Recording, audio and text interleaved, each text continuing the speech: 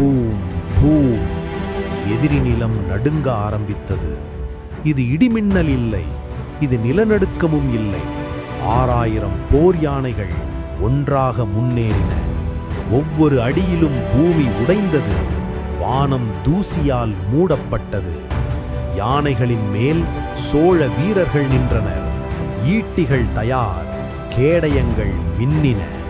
அதை பார்த்து எதிரி படை உறைந்தது.